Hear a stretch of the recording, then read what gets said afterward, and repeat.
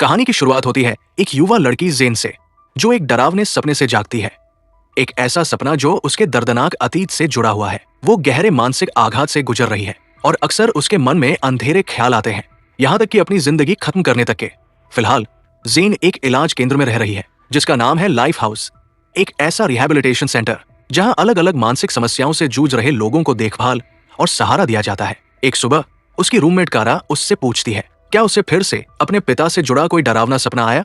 कारा ये भी मानती है कि वो पूरी रात सो नहीं पाई क्योंकि उसे इस बात का दुख है कि जेन अब जल्द ही इस जगह को छोड़कर जाने वाली है। 1 साल बीत चुका है उस घटना को जब जेन ने अपनी जिंदगी खत्म करने की कोशिश की थी और अब वो घर वापस लौटने की तैयारी कर रही है। लाइफ हाउस एक बड़ा रिकवरी सेंटर है जिसमें कई सुविधाएं हैं जो मरीजों को ठीक होने में मदद करती है। लेकिन इस सब के बावजूद कारा के मन में एक डर छुपा हुआ है।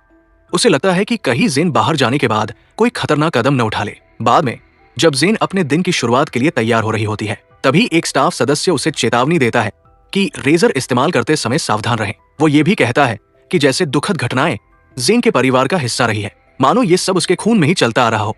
लेकिन जेन धीरे से मानती है कि उसके दिल के किसी कोने में अभी भी एक उम्मीद बाकी है कि कोई उसे बचाएगा और सच्चा प्यार देगा। स्विमिंग पूल पर जेन की मुलाकात एक नए मरीज से होती है जिसके शरीर पर गंभीर जलने के निशान हैं। बातों बातों में दोनों के बीच एक जुड़ाव बनने लगता है जब वे उन दर्दनाक अनुभवों के बारे में बात करते हैं जिन्होंने उन्हें इस जगह तक पहुंचाया। उसी रात जेन चुपके से अपने कमरे से बाहर निकलती है। लंबे समय तक यहाँ रहने के कारण वो इस बिल्डिंग के कई राज जान चुकी है, यहाँ तक कि फार्मेसी तक पहुंचने का तरीका भी।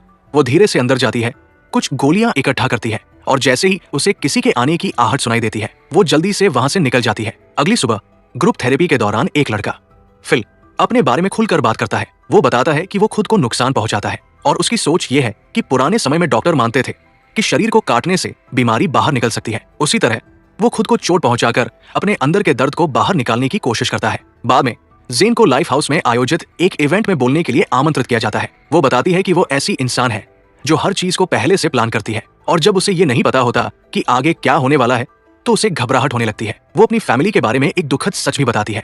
उसके पिता और उसकी दादी दोनों ने आत्महत्या की थी। फिर जेन एक चौंकाने वाली बात कबूल करती है। वो कहती है कि जब वो उसी रात घर वापस जाने के लिए फ्लाइट में बैठेगी तो उसे लगता है कि सिर्फ उसका शरीर ही घर पहुंचेगा, उसकी आत्मा नहीं। उसकी योजना बहुत खतरनाक है। जैसे ही प्लेन में सभी लोग सो जाएंगे, वो चुपचाप वॉशरूम में जाएगी, बहुत सारी गोलियां लेगी और धीरे धीरे इस दुनिया से चली जाएगी। लेकिन अचानक पता चलता है कि जेन अपनी स्पीच के दौरान कुछ देर के लिए सो गई थी।